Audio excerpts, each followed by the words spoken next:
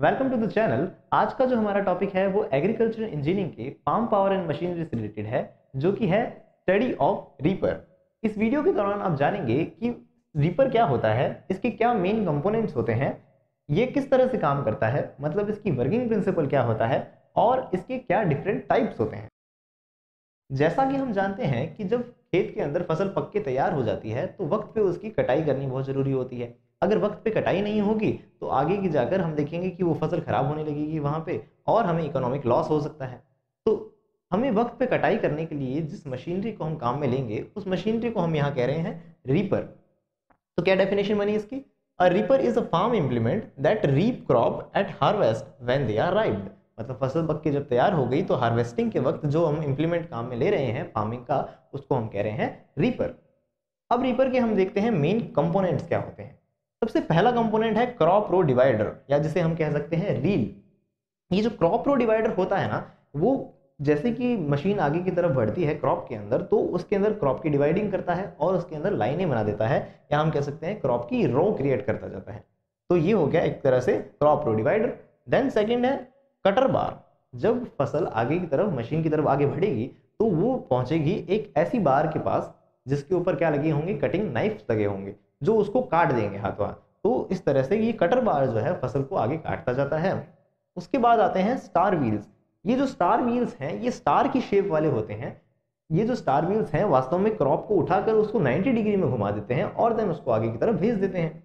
अब ये star wheel से आगे कहाँ जाएगी फसल, तो हम देखते हैं कन्वेयर बेल्ट की तरफ। कन्वेयर बेल्ट क्या है? जो कि कन्वे करेगी, मतलब जो मशीन के ऊपर जो फसल आके गिरी है, कट चुकी है, उसको आगे की तरफ कन्वे करके जाएगी और जैसे मशीन आगे निकल गई तो एक तरफ करती जाएगी क्रॉप को, मतलब काट काट के उसे अलग करती जाएगी, जिसे हम मैन्युअली अलग से उठाकर काम में ले सकते हैं।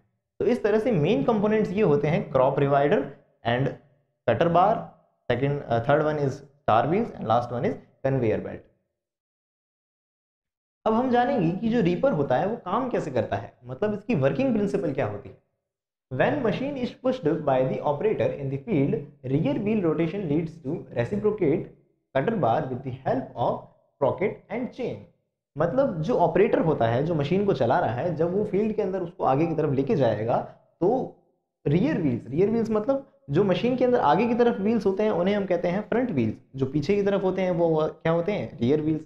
तो ये जो रियर व्हील्स जो है रोटेशन जब करते हैं तो इस रोटेशन की वजह से जो ये कटर बार होता है वो भी रेसिप्रोकेट होता है। ऐसा क्यों? क्योंकि जो रियर व्हील्स हैं इनसे ही जुड़े होते हैं ये कटर बार, किसकी हेल्प से? स्प्रॉकेट और चेन की हेल्प से। स्प्रॉकेट मतलब ऐसे दांते नुमा देख सकते हैं स्ट्रक्चर होगा, और जो चेन होगी जिसके ऊपर चेन लगी होगी, तो कुल मिला के ये कटर बार और रियर व्हील आपस में कनेक्टेड होंगे। तो मतलब जब रियर व्हील आगे मूवमेंट करेंगे तो भी हमारा कटर बार भी आगे मूवमेंट करेगा। कटर बार की एक मूवमेंट की वजह से फसल जो होगी जो उसके अंदर आई है ना, आगे की तरफ मूवमेंट करने की वजह से फसल जो अंदर आई है वो क्या होने लगेगी, कटने लगेगी। अब इसकी कटिंग के बाद हम देखते हैं the cut crop is conveyed to the star wheel at one side to the conveyor for easy collection and bundling. अब जो कटर के बाद, कटाई के बाद जो फसल है उसको स्टार व्हील्स जो होते हैं 90 डिग्री पर घुमा के उसको आगे पहुंचा देते हैं कन्वेयर बेल्ट की तरफ, और ये कन्वेयर बेल्ट जो होता है उस फसल को आगे मतलब एक वन साइडेड कर देता है। अब जब ये वन साइडेड हो चुकी है तो उसको इजीली हम कलेक्ट कर सकते हैं और साथ में उसकी बंडिंग कर सकते हैं। तो ये होता है वर्किंग प्रिंसिपल ऑफ रीपर। अब हम जानेंगे कि रीपर के अलग अलग टाइप्स क्या होते हैं। तो सबसे पहला टाइप है animal drawn reaper. Second one is self propelled vertical conveyor reaper. Third one is self propelled riding type conveyor reaper.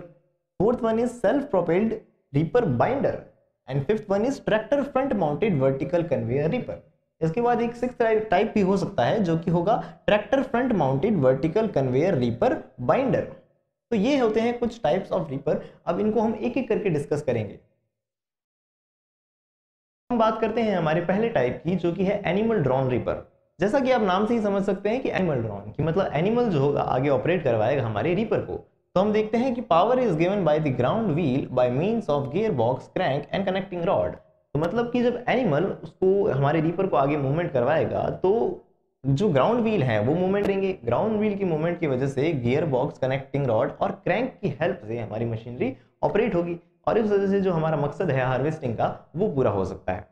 हम देखते हैं कि इफेक्टिव फील्ड कैपेसिटी जो होती है इस एनिमल ड्रॉन रीपर की, वो 0.2 से 0.3 हेक्टेयर पर और होती है। मतलब ये 1 घंटे के अंदर 0.2 से 0.3 हेक्टेयर तक की कटाई कर सकता है। तो ये होता है एनिमल ड्रॉन रीपर। अब हम रीपर के दूसरे और तीसरे टाइप को एक साथ पढ़ेंगे। क्यों? क्योंकि काफी हद तक ये दोनों सिमिलर हैं। जैसे कि नाम से है कि self propelled vertical conveyor reaper and the third one is self propelled riding conveyor reaper. Self propelled मतलब able to move without external agency, मतलब इसको चलाने के लिए ह्यूमन को खाली बस उसे डायरेक्शन देनी है और ये अपने आप ऑपरेट हो सकता है। और हम देखेंगे कि self propelled vertical conveyor, vertical का मतलब हुआ इंसान इसके पीछे खड़ा होकर इसको आगे की तरफ क्या कराएगा, मूवमेंट करवाएगा। वहीं जो तीसरा है राइडिंग कन्वेयर, राइडिंग का मतलब हुआ उसके ऊपर इंसान बैठ सकता है, तो उसके ऊपर मतलब बैठने के लिए सीट अवेलेबल होगी और उसको साथ में उसे स्टीयरिंग या हैंडल की हेल्प से बस उसे एक डायरेक्शन देनी है आगे फील्ड के अंदर ऑपरेट करने के लिए। और हम देखते हैं कि जो दूसरे और तीसरे टाइप के रीपर हैं वो सुटेबल होते हैं crop like wheat, rice, soybean और अदर सिमिलर क्रॉप्स के लिए। मतलब गेहूं, चावल और सोयाबीन है, इसी तरह की क्रॉप्स के लिए सुटेबल होते हैं self propelled vertical and riding conveyor reaper. अब हम जानेंगे चौथे टाइप को जो कि है self propelled reaper binder. Reaper तो आप पहले ही समझ चुके हैं, रीपर मतलब जो फसल की कटाई करेगा। बाइंडर, बाइंडर का मतलब अब उस हमारा काम और आसान होने वाला है, मतलब फसल की बाइंडिंग हो जाएगी, मतलब फसल के छोटे छोटे बंडल्स बना के उसे अलग किया जाएगा।